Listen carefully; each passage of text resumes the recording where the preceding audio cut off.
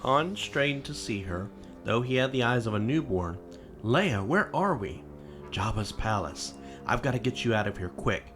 He sat up shakily. Everything's a blur. I'm not going to be so much help.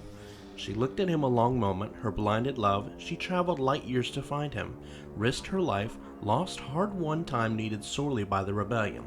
Time she couldn't really afford to throw away on personal requests and private desires. But she loved him. Tears filled her eyes. We'll make it, she whispered. Impulsively she embraced him and kissed him again. He too was flooded with emotion all at once. Back from the dead, the beautiful princess filling his arms, snatching him from the teeth of the void. He felt overwhelmed, unable to move, even to speak. He held her tightly. His blind eyes closed fast against all the sordid realities that would come rushing in soon enough. Sooner than that, as it happened. A repulsive squishing sound suddenly became all too obvious behind them. Han opened his eyes, but could still see nothing. Leia looked up to the alcove behind, and her gaze turned to an expression of horror. For the curtain had been drawn away, and the entire area, floor to ceiling, was composed of a gallery of the most disgusting miscreants of Jabba's court, gawking, salivating, wheezing. Leia's hand shot up to her mouth. What is it? Han pressed her. Something obviously was terribly wrong. He stared into his own blackness. An obscene cackle arose from the other side of the alcove, a Huttese cackle. Han held his head, closed his eyes as if to keep away the inevitable for just one more moment. I know that laugh. The curtain on the far side was suddenly drawn open. There sat Jabba, Ishitib, Bib, Boba, and several guards. They all laughed, kept laughing, laughed to punish. My, what a touching sight, Jabba purred. Han, my boy, your taste in companions has improved, even if your luck has not. Even blind, Solo could slide into smooth talk easier than a spice eater. Listen, Jabba, I was on my way back to pay you when I got a little sidetracked. Now, I know we've had our differences, but I'm sure we can work this out. This time, Jabba genuinely chuckled. It's too late for that, Solo. You may have been the best smuggler in the business, but now you're bantha fodder. He cut short his smile and gestured to his guards. Take him! Guards grabbed Leia and Han. They dragged the Corellian pirate off, while Leia continued struggling where she was. I will decide how to kill him later, Jabba muttered. I'll pay you triple, Solo called out. Jabba, you're throwing away a fortune. Don't be a fool. Then he was gone. From the rank of guards, Lando quickly moved forward, took hold of Leia, and attempted to lead her away. Jabba stopped them. Wait! Bring her to me. Lando and Leia halted in mid-stride. Lando looked tense, uncertain what to do. It wasn't quite time to move yet. The odds still weren't just right. He knew he was the ace in the hole, and an ace in the hole was something you had to know how to play to win. It'll be all right, Leia whispered. I'm not so sure, he replied, but the moment was past, nothing else to be done now. He and Ishitib, the bird lizard, dragged the young princess to Jabba. 3PO, who had been watching everything from his place behind Jabba, could watch no more. He turned away in dread. Leia, on the other hand, stood tall before the loathsome monarch. Her anger ran high. With all the galaxy at war, for her to be detained on this dustball of a planet by this petty scum dealer was more outrageous than she could tolerate. Still, she kept her voice calm, for she was, in the end, a princess. We have powerful friends, Jabba, and you will soon regret this. I'm sure, the old gangster rumbled with glee, but in the meantime, I will thoroughly enjoy the pleasure of your company. He pulled her eagerly to him until their faces were mere inches apart. Her belly pressed to his oily snake skin. She thought about killing him outright, then and there, but she held her ire in check, since the rest of these vermin might have killed her before she could escape with Han.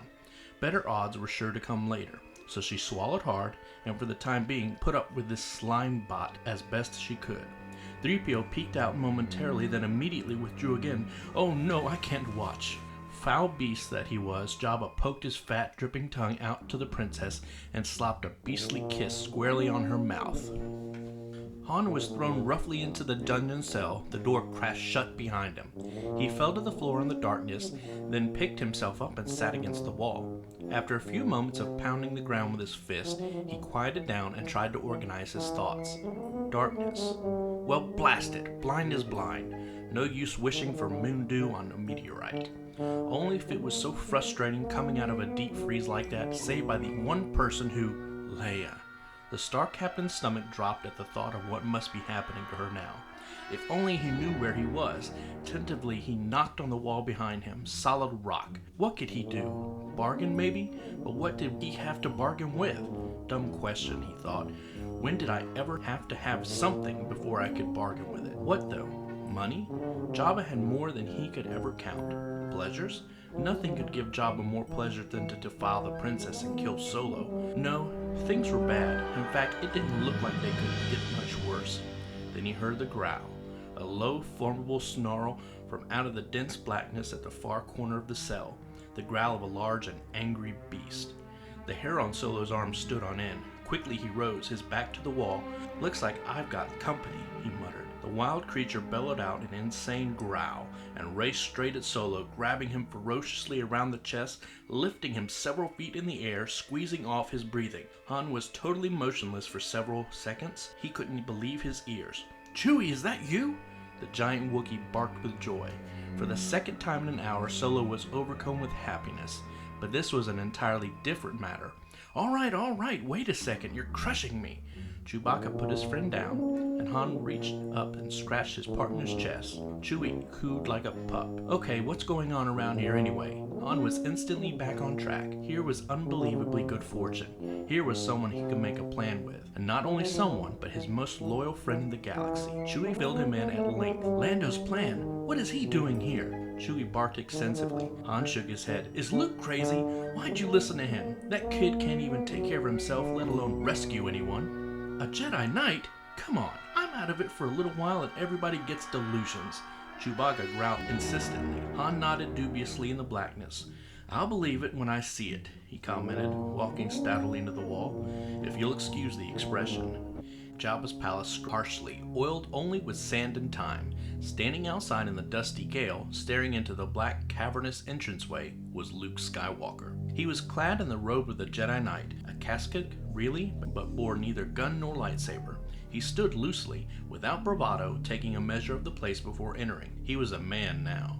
Wiser like a man, older more from loss than from years. Loss of illusions, loss of dependency, loss of friends to war, loss of sleep to stress, loss of laughter, loss of his hand. But of all his losses, the greatest was with which came from knowledge, and from the deep recognition that he could never unknow what he knew. So many things he wished he never learned. He had aged with the weight of his knowledge. Knowledge brought benefits, of course. He was less impulsive now. Manhood had given him perspective, a framework in which to fit the events of his life. That is, a lattice of spatial and time coordinates spanning his existence, back to earliest memories ahead to 100 alternative futures. A lattice of depths and conundrums and interstices through which Luke could peer at the new event in his life, peer at it with perspective. A lattice of shadows and corners rolling back to the vanishing point on the horizon of Luke's mind, and all these shadow boxes that lent such perspective to things. Well, this lattice gave his life a certain darkness. Nothing of substance, of course, and in any case, some would have said that this shading gave a depth to his personality, where before it had been thin, without dimension, though such a suggestion probably would have come from jaded critics, reflecting a jaded time. Nonetheless, there was a certain darkness now. There were other advantages to knowledge: rationality, etiquette, choice. Choice of them all was a true double-edged sword, but it did have its advantages. Furthermore, he was skilled in the craft of the Jedi now, where before he'd been merely precocious. He was more aware now. These were all desirable attributes, to be sure, and Luke knew as well as anyone that all things alive must grow. Still, it carried a certain sadness, the sum of all this knowledge, a certain sense of regret. But who could afford to be a boy in times such as these? Resolutely, Luke strode to the arching hallway. Almost immediately, 2 Garmarians stepped up, blocking his path. One spoke in a voice that did not invite debate. "No Jabba." Luke raised his hand and pointed at the guards. Before either could draw a weapon, they were both clutching their own throats, choking, gasping. They fell to their knees. Luke lowered his hand and walked on. The guards, suddenly able to breathe again, slumped to the sand-drifted steps they didn't follow. Around the next corner, Luke was met by Bib Fortuna. Fortuna began speaking as he approached the young Jedi, but Luke never broke a stride.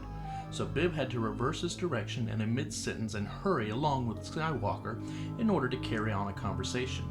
You must be the one called Skywalker. His Excellency will not see you. I will speak to Jabba now. Luke spoke evenly, never slowing. They passed several more guards at the next crossing, who fell in behind them. The great Jabba is asleep, Bib explained. He has instructed me to tell you there will be no bargains.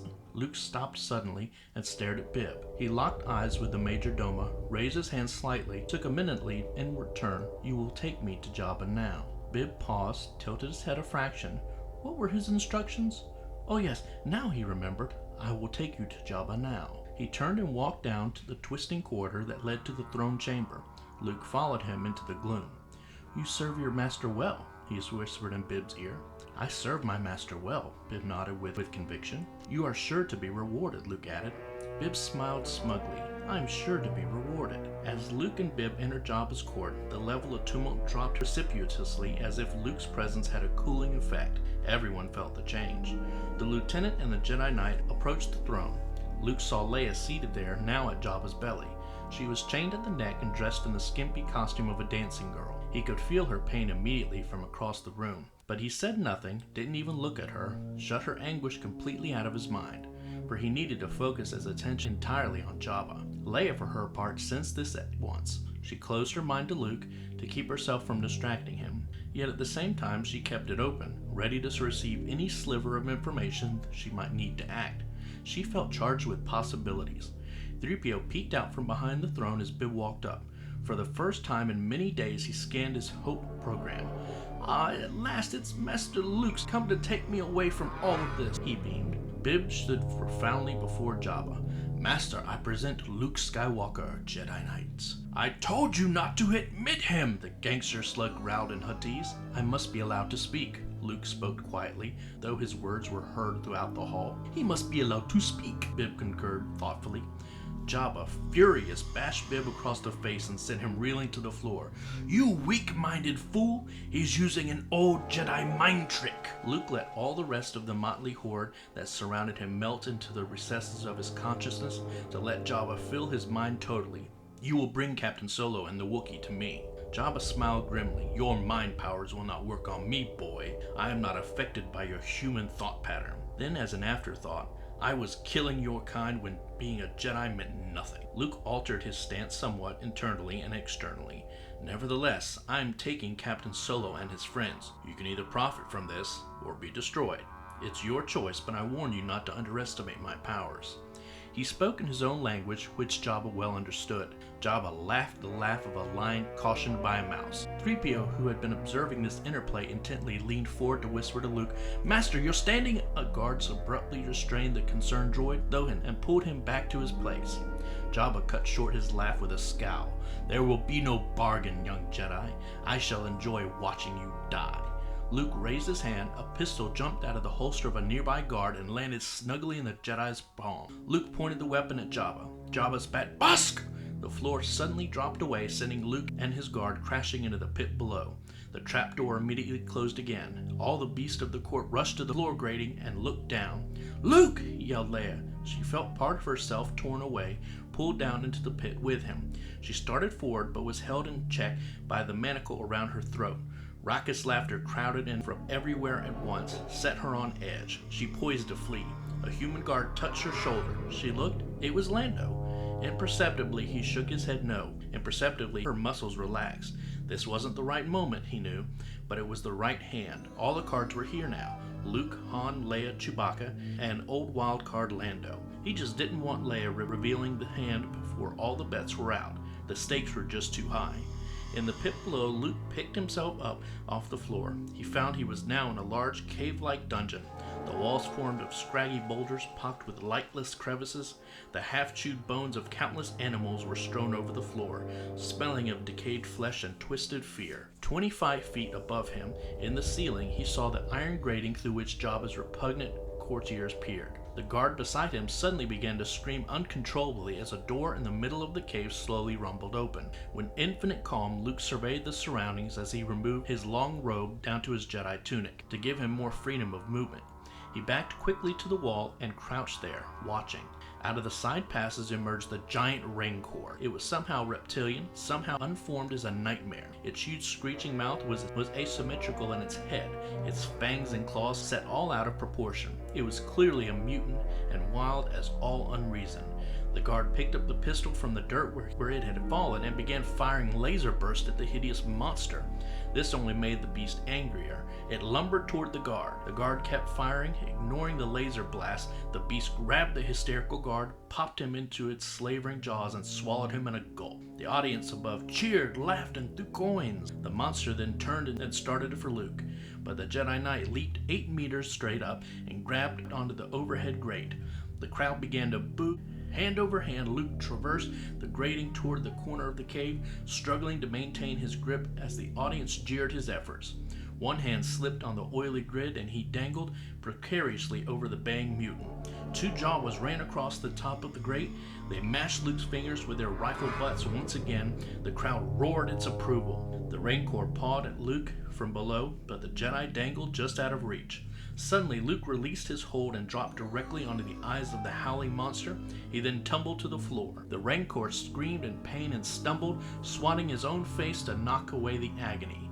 It ran in circles a few times, then spotted Luke again and came at him. Luke stooped down to pick up the long bone of an earlier victim. He brandished it before him. The gallery above thought it was hilarious and hooted in delight. The monster grabbed Luke and brought him up to its salivating mouth. At the last moment, though, Luke wedged the bone deep in the Rancor's mouth and jumped to the floor as the beast began to gag. The Rancor bellowed and flailed about, running headlong into a wall. Several rocks were dislodged, starting an avalanche that nearly buried Luke as he crouched deep in a crevice near the floor. The crowd clapped in unison. Luke tried to clear his mind. Fear is a great cloud, Ben used to tell him. It makes the cold colder and the dark darker, but let it rise and it will dissolve. So Luke let it rise past the clamor of the beast above him and examined ways he might turn the sad creature's rantings on itself. It was not an evil beast, that much was clear. Had it been purely malicious, its wickedness could easily have been turned on itself. For pure evil, Ben had said, was always self-destructive in the end. But this monster wasn't bad, merely dumb and mistreated. Hungry and in pain, it lashed out at whatever came near. For Luke to have looked on at this evil would only have been a projection of Luke's own darker aspects. It would have been false, and it certainly wouldn't have helped him out of this situation. No, he was going to have to keep his mind clear. That was all, and just outwit the savage brute to put it out of its misery.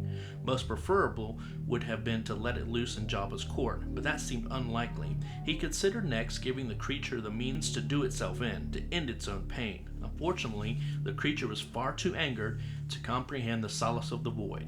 Luke finally began studying the specific contours of the cave to try to come up with a specific plan. The Rancor, meanwhile, had knocked the bone from its mouth and enraged and was scrambling through the rubble of fallen rocks searching for Luke. Luke, though his vision was partially obscured by the pile that still sheltered him, could see now past the monster to a holding cave beyond, and beyond that to a utility door. If only he could get to it. The Rancor knocked away a boulder and spotted Luke recoiling in the crevice. Ferociously, it reached in to pluck the boy out. Luke grabbed a large rock and smashed it down on the creature's finger as hard as he could. As the Rancor jumped, howling in pain once more, Luke ran for the holding cave. He reached the doorway and ran in.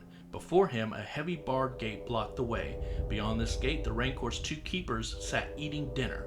They looked up as Luke entered, then stood and walked toward the gate. Luke turned around to see the monster coming angrily after him. He turned back to the gate and tried to open it. The keepers poked at him with their 2-pronged spears, jabbed at him through their bars, laughing and chewing their food as the Rancor drew closer to the young Jedi. Luke backed against the side wall as the Rancor reached in the room for him. Suddenly he saw the restraining door control panel halfway up the opposite wall. The Rancor began to enter the holding room, closing for the kill, when all at once Luke picked up a skull off the floor and hurled it at the panel. The panel exploded in a shower of sparks, and the giant iron overhead restraining door came crashing down on the Rancor's head, crushing it like an axe smashing through a ripe watermelon. Those in the audience above gasped as one, then were silent. They were all truly stunned at this bizarre turn of events.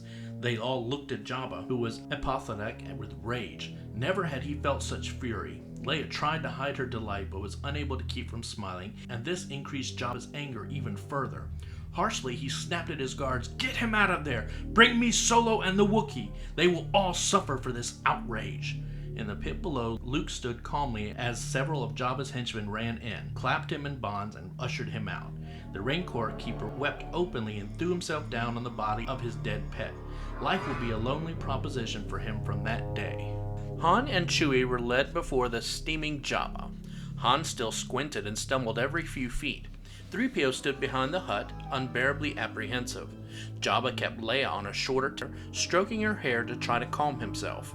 A constant murmuring filled the room as the rabble speculated on what was going to happen to whom. With a flurry, several guards, including Lando Calrissian, dragged Luke in across the room. To give them passage, the courtiers parted like an unruly sea. When Luke, too, was standing before the throne, he nudged Solo with a smile. "Good to see you again, old buddy." Solo's face lit up. There seemed to be no end to the number of friends he kept bumping into. "Luke, are you in this mess now, too?" "Wouldn't miss it," Skywalker smiled. For just a moment, he almost felt like a boy again. "Well, how we doing?" Han raised his eyebrows. "Same as always," said Luke. "Uh-oh," Solo replied under his breath. He felt 100% relaxed, just like old times, but a second later, a bleak thought chilled him.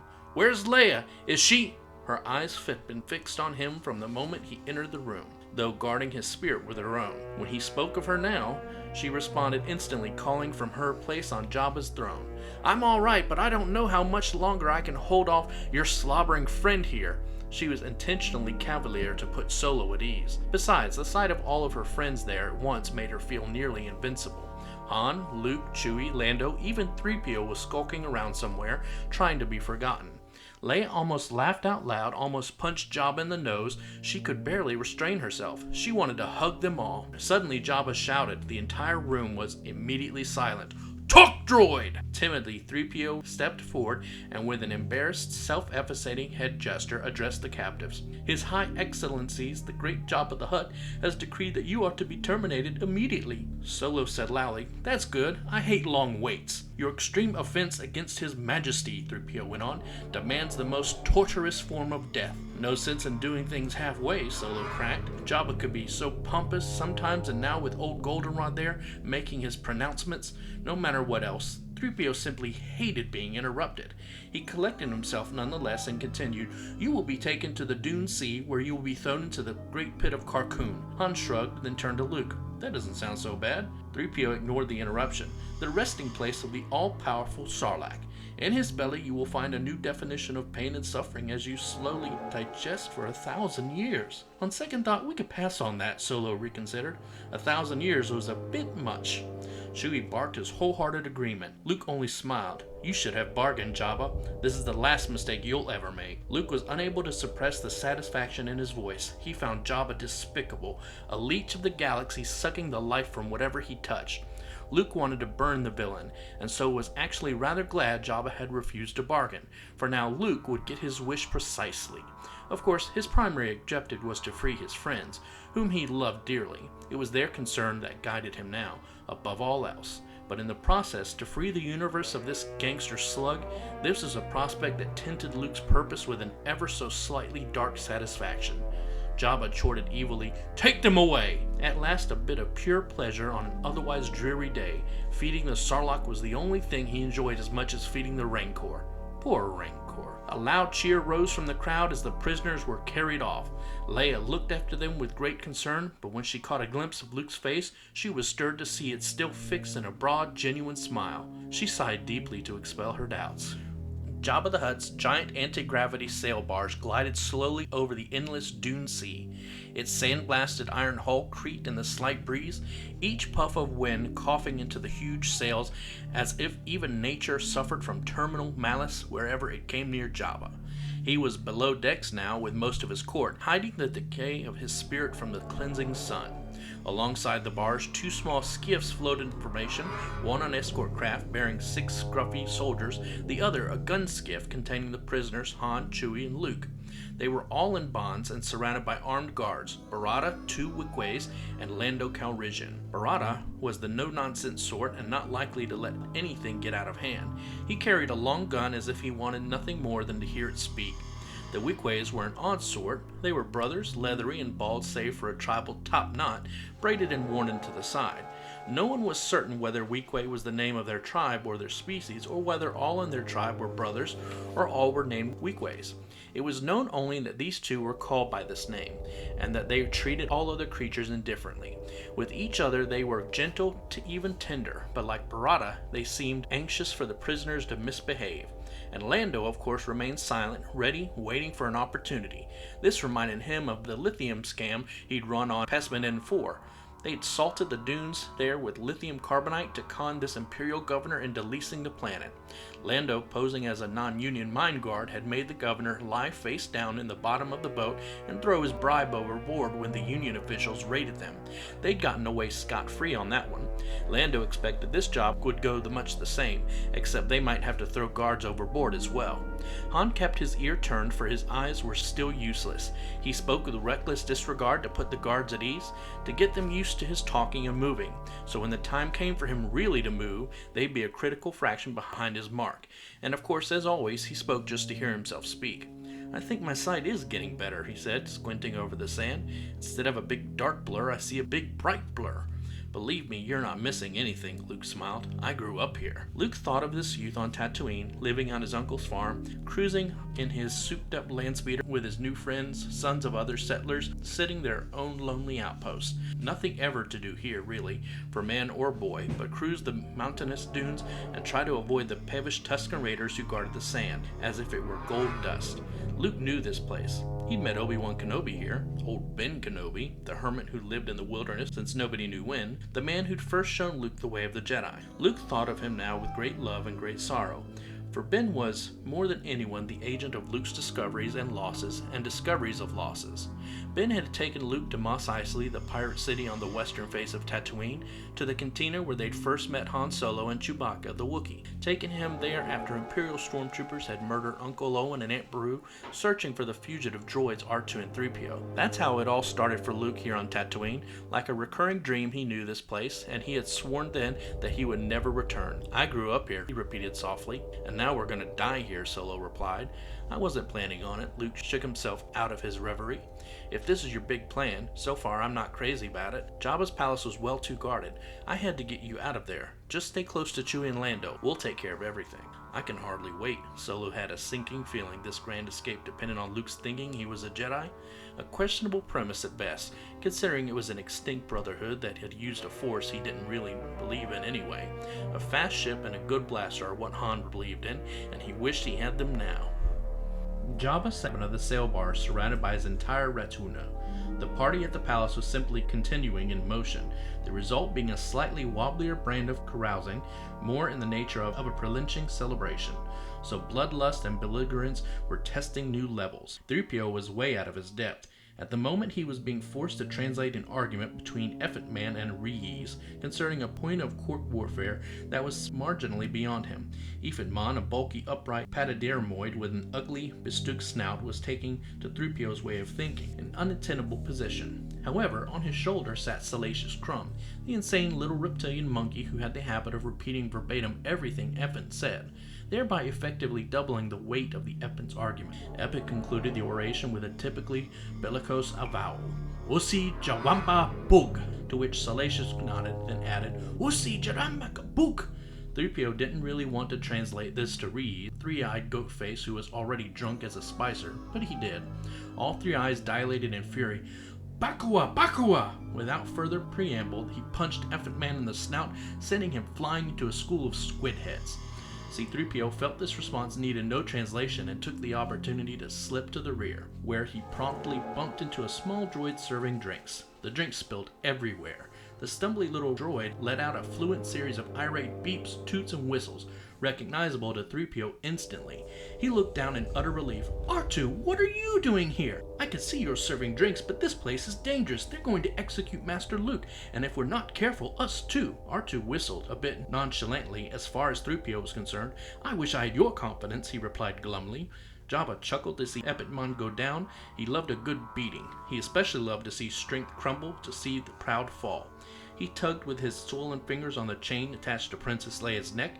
The more resistance he met with, the more he drooled, until he'd drawn the struggling, scantily clad princess close to him once more. "Don't stray too far, my lovely. Soon you will begin to appreciate me." He pulled her very near and forced her to drink from his glass. Leia opened her mouth and she closed her mind. It was disgusting, of course, but there were worse things, and in any case, this wouldn't last. The worst thing she knew well. The standard of comparison was the night she'd been tortured by Darth Vader. She had almost broken. The Dark Lord never knew how close he'd come to extracting the information he wanted from her, the location of the Rebel base. He had captured her just after she'd managed to send R2 and 3PO for help. Captured her, taken her to the Death Star, injected her with mind-weakening chemicals, and tortured her. Tortured her body first with his efficient pain droids, needles, pressure points, fire knives, electro jabbers. She'd endured these pains as she now endured Jabba's loathsome touch with a natural inner strength. She slid a few feet away from Jabba now, as his attention was distracted, moved to peer out the slats in the levered windows, to squint through the dusty sunlight at the skiff on which her rescuers were being carried. It was stopping. The whole convoy was stopped, in fact, over a huge sand pit. The sail barge moved to one side of the giant depression with an escort skiff. The prisoner skiff hovered directly over the pit, though perhaps 20 feet in the air. At the bottom of the deep cone of sand, a repulsive mucus-lined pink membranous hole puckered almost unmoving. The hole was 8 feet in diameter, its perimeter clustered with 3 rows of inwardly directed needle-sharp teeth. Sand struck to the mucus that lined the sides of the opening, occasionally sliding into the black cavity at the center. This was the mouth of the Sarlacc. An iron plank was extended over the side of the prisoner's skiff.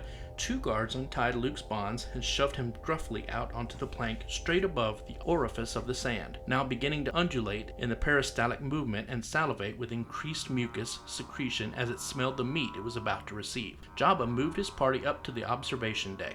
Luke rubbed his wrists to restore circulation.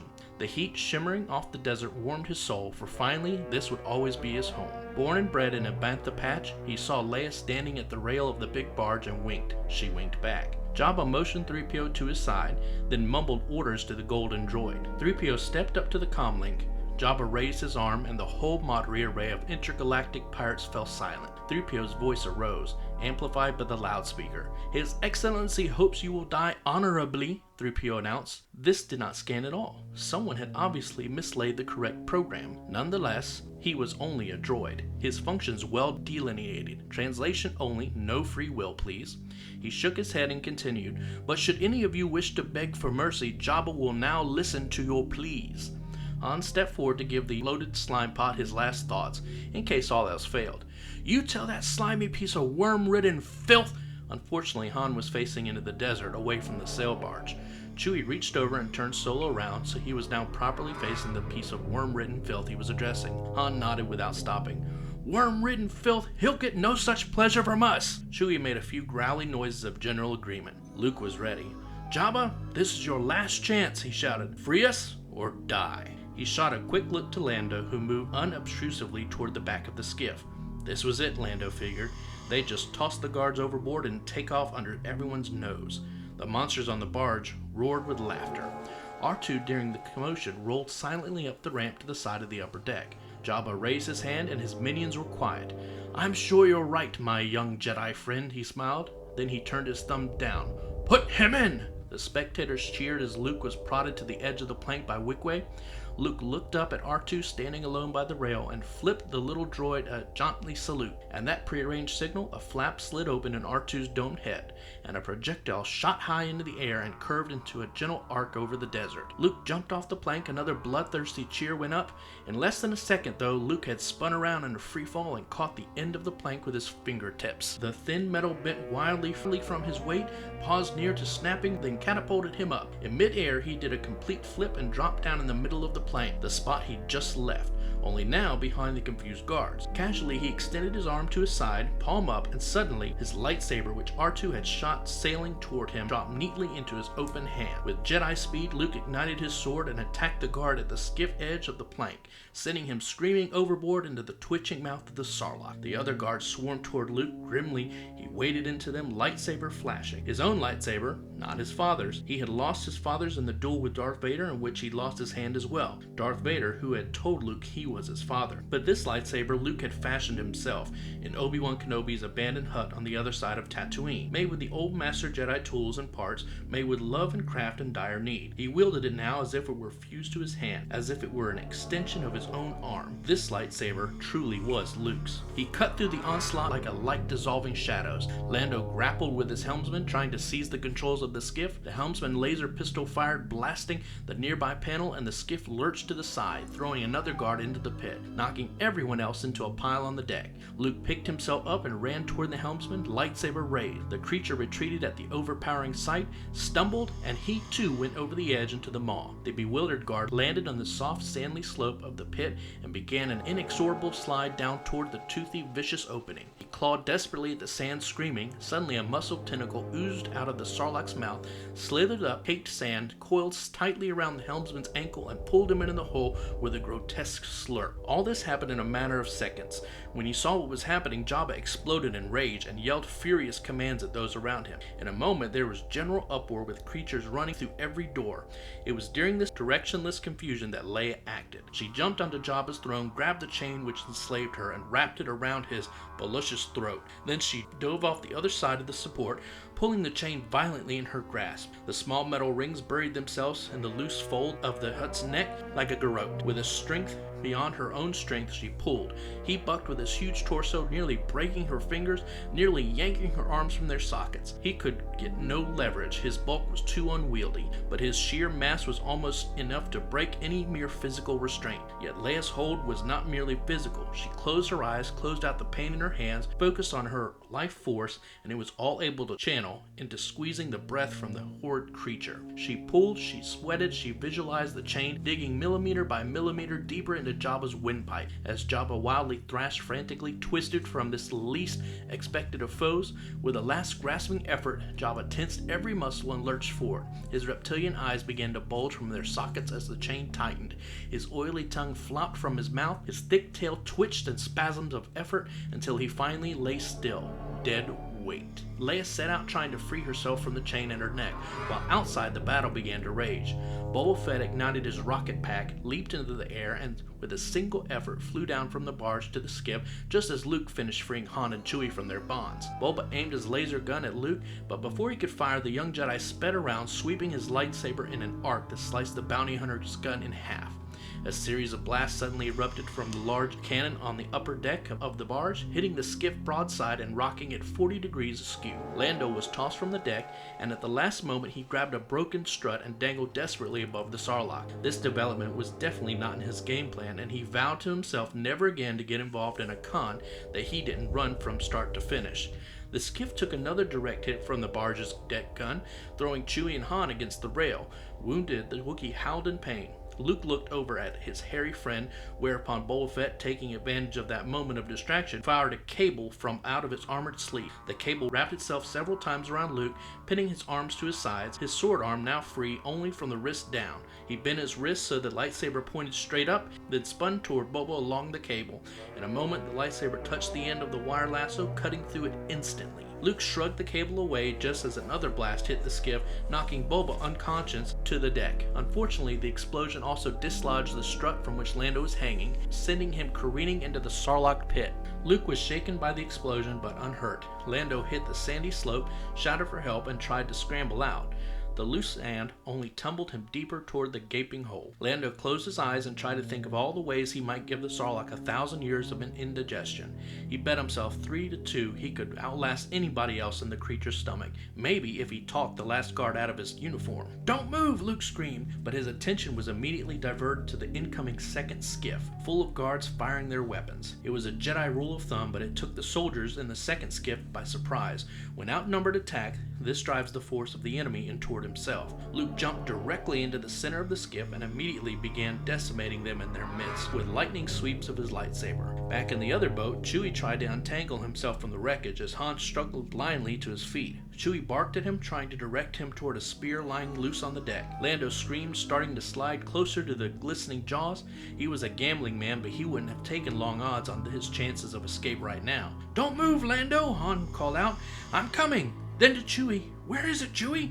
He swung his hands frantically over the deck as Chewie growled directions, guiding Solo's movement. At last, Han looked onto the spear. Boba Fett stumbled up just then, still a little dizzy from the exploding shell. He looked over at the other skiff, where Luke was in a pitched battle with 6 guards. With one hand, Boba steadied himself on the rail, with the other he aimed his weapon at Luke. Chewie barked at Han. "Which way?" shouted Solo. Chewie barked. The blind space pirate swung his long spear in Boba's direction. Instinctively, Fett blocked the blow with his forearm. Again, he aimed at Luke. "Get out of my way, you blind fool!" he cursed Solo. Chewie barked frantically. Han swung his spear again, this time in the opposite direction, landing it squarely in the middle of Boba's rocket pack. The impact caused the rocket to ignite. Boba blasted off unexpectedly, shouting over the second skiff like a missile and ricocheting straight down in the pit. His armored body slid quickly past Lando and rolled without pause into the Sarlacc's mouth. Chewie growled. "He did?" Solo smiled. "I wish I could have seen that." Barge flipped the skiff on its side, sending Han and almost everything else overboard.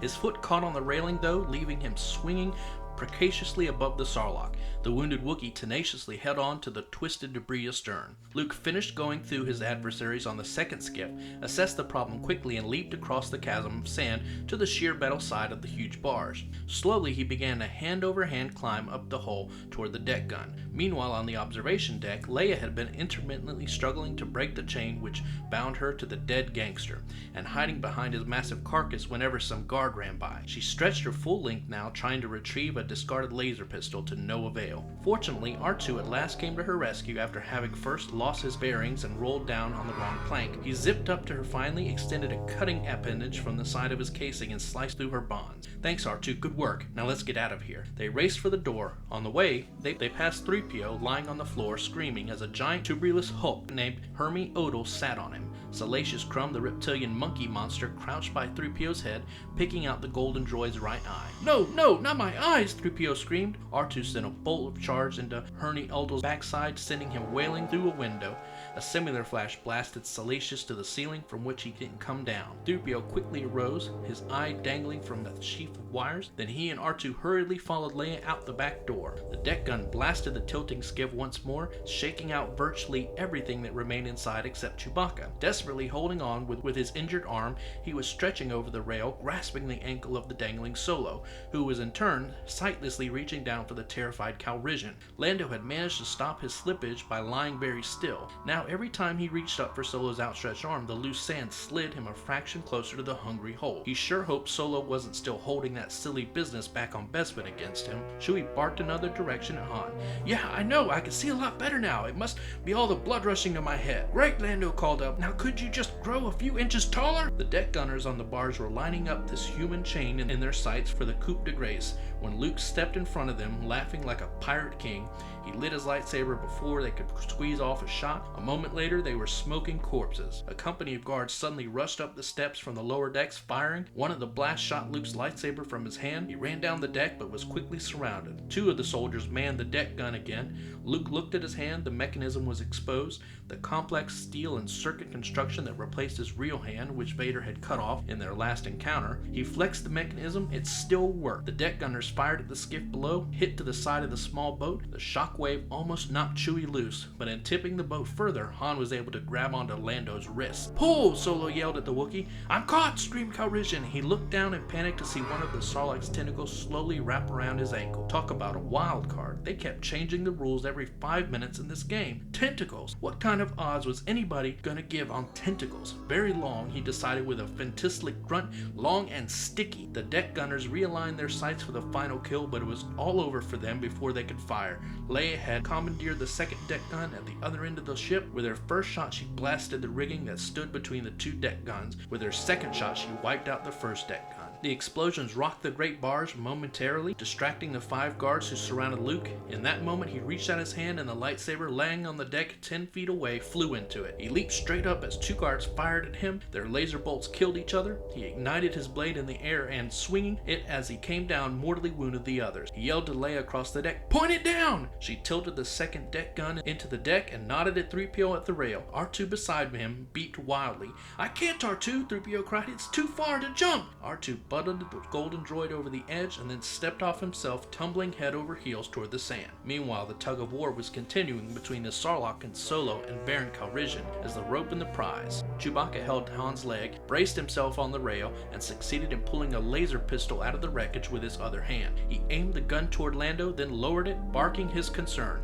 "He's right," Lando called out. "It's too far." Solo looked up. "Chewie, give me the gun." Chewbacca gave it to him. He took it with one hand, still holding on to Lando with the other. "Now wait a sec, pal," Lando protested. "I thought you were blind." "I'm better. Trust me," Solo assured him. "Do I have a choice?" "Hey, a little higher, please." He lowered his head. Han squatted, pulled the trigger, and scored a direct hit on the tentacle. The wormy thing instantly released its grip, slithering back into its own mouth. Chewbacca pulled mightily, drawing first Solo back into the boat, then Lando. Luke, meantime, gathered Leia up in his left arm. With his right, he grabbed a hold of a rope from the rigging of the half-blown down mast, and with his foot kicked the trigger of the second deck gun and jumped into the air as the cannon exploded into the deck. The two of them swung on the swaying rope all the way down to the empty hovering escort skiff. Once there, Luke steered it over to the still listing prison skiff, where he helped Chewbacca, Han, and Lando on board. The sail barge continued exploding behind them. Half it was now on fire. Luke guided the skiff around beside the barge, where C-3PO's legs could be seen sticking straight up out of the sand. Beside them, R2-D2's periscope was the only part of his anatomy visible